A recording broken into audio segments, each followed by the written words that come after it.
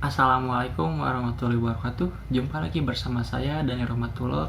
Di video kali ini saya akan menjelaskan tentang RPC atau Remote Procedure Call. Oke, langsung saja kita mulai ke videonya. RPC ini adalah sebuah metode yang memungkinkan kita untuk mengakses prosedur lain pada komputer atau device lain, di mana di RPC ini biasanya ada klien dan juga server. Untuk melakukan itu kita harus mempunyai remote procedure pada servernya, dengan pendekatan dilakukan ketika si server membuka soket atau portnya, lalu menunggu klien untuk merequest layanan yang ingin diakses dari server. Nah, bila klien tidak menemukan portnya, maka klien bisa request kepada matchmaker pada sebuah port yang sudah ada pada server. Nah, protokol RPC ini dibangun menggunakan protokol eksternal data representasi atau yang disebut HDR. Ini merupakan standar dari representasi komunikasi remote. Jadi RPC ini memungkinkan suatu mekanisme komunikasi antar proses yang mengizinkan suatu program atau proses untuk menjalankan pada suatu komputer tanpa terasa adanya eksekusi kode program yang jauh. Untuk konsepnya, RPC ini sama seperti konsep-konsep aplikasi berbasis client server, di mana ada klien dan server yang saling terhubung dalam satu jaringan atau satu network, di mana keduanya saling bertukar pesan, saling mengirim dan menerima pesan, saling berbalas pesan. Nah, seperti itu konsepnya. Untuk tujuannya, yang pertama, tujuan RPC ini mengembangkan aplikasi terdistribusi, di mana klien dan server tidak perlu memikirkan network yang secara mendetail seperti soket atau portnya. Yang kedua, komputasi terpusat, di mana di sini membuat komputasi terdistribusi, di mana terdistribusi ini adalah sistem yang komputasinya terpusat.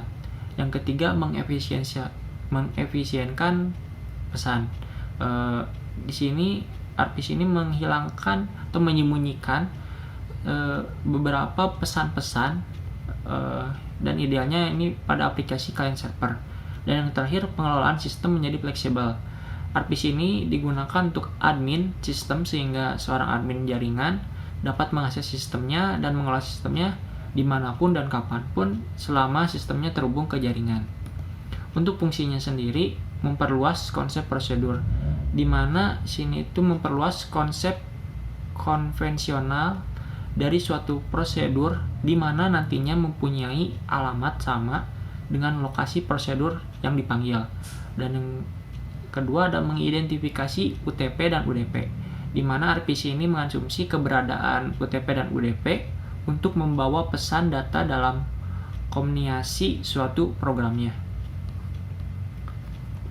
Untuk karakteristik dari RPC ini, di mana kelebihannya itu pemanggilannya secara jarak jauh. Jadi pemanggilan prosedurnya jarak jauh mendukung model yang berorientasi proses dan berorientasi benang, di mana yang kedua ini pesan RPC-nya secara tersembunyi. Jadi mekanisme penyampaian pesan internal RPC ini disembunyikan dari si penggunanya.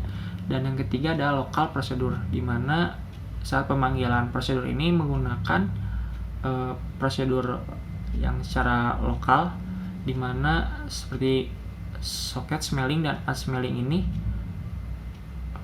dapat digunakan secara terdistribusi secara lingkungan lokal.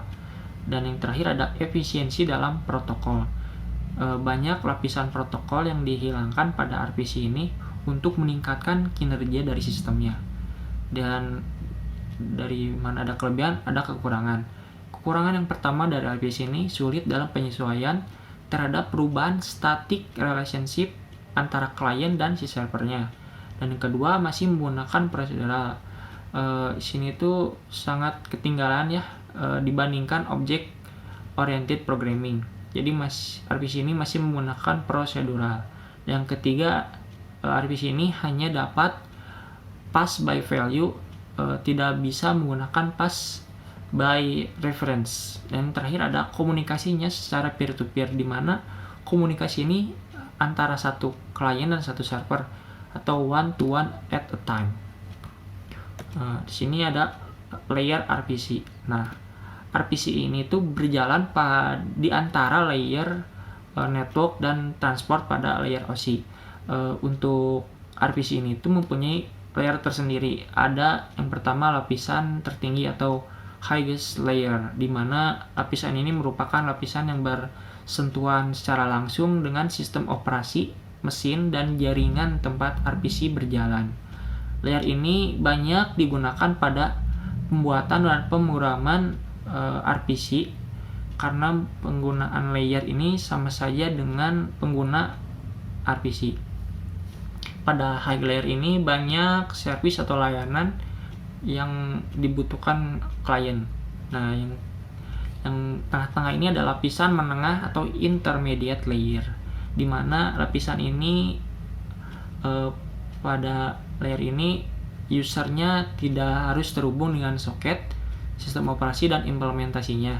Pada layer ini seorang user hanya melakukan proses remote pada suatu mesin. Layer ini merupakan yang digunakan untuk semua program pada RPC. Nah, yang terakhir ada lapisan terendah atau lowest layer. Nah, di lowest layer ini mengatur tentang soket dan sistem pemanggilannya. Lapisan ini tidak memberikan data dan layanan secara detail untuk dapat digunakan.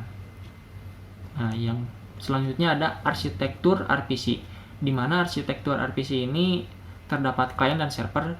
Dan klien ini ada client functionnya, ada client stub, dan RPC runtime. Dan server pun sama, ada server function, ada server stub, dan RPC runtime. Di mana RPC runtime ini terdapat tempatnya sistem operasi yang berjalan. Dan arsitektur ini saling berhubungan antara klien dan server, di mana klien merequest pesan kepada server dan server menerima dan mengembalikan lagi pesan itu kepada klien. Selanjutnya ada struktur RPC. Di struktur RPC ini ada dua ya, ada call message dan reply message. Di mana di call message ini biasanya berjalan pada klien dan terdapat nilai integer seperti nomor program, nomor versi dari program, dan nomor prosedurnya. Dan di reply message ini berjalan pada server, di mana terdapat informasi di mana RPM mengeksekusi pemanggilan pesan secara sukses. Implementasi remote tidak sesuai dengan protokol yang digunakan, seperti versinya lebih tinggi dan lebih rendah, maka akan ditolak. Terus program remote ini tidak tersedia pada sistem remote. Program remote tidak mendukung versi yang diminta klien. Terus nomor prosedur yang diminta tidak ada. Itulah informasi yang ada pada server. Selanjutnya sini ada cara kerjanya dari RPC. Nah, yang pertama ini klien memanggil prosedur stub lokal.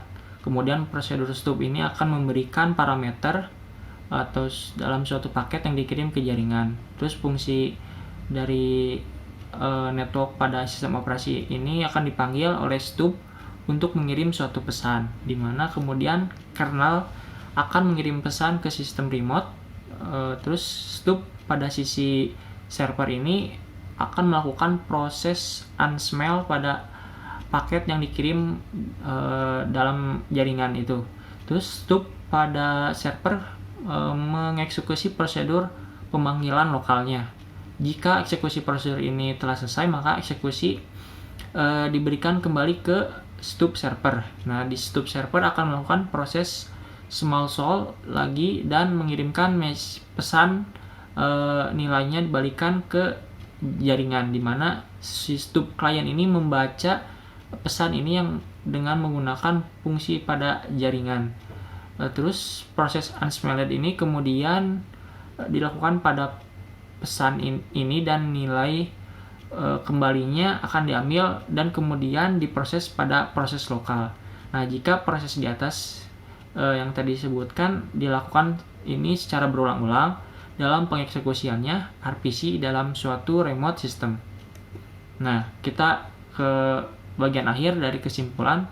Kesimpulannya yaitu RPC ini menurut saya adalah suatu server untuk mengakses sebuah prosedur yang berada di komputer yang lain, sehingga klien tersebut bisa request kepada sebuah matchmaker pada sebuah RPC atau port yang tetap.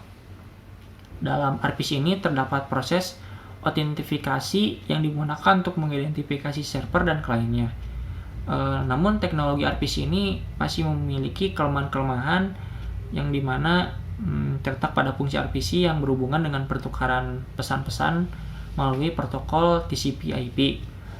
Tapi untuk mencegah hal ini, sistem operasi harus memiliki keamanan yang baik dan selalu diupdate. Salah satunya dengan cara mengaktifkan firewall dan mengupdate sistem operasinya.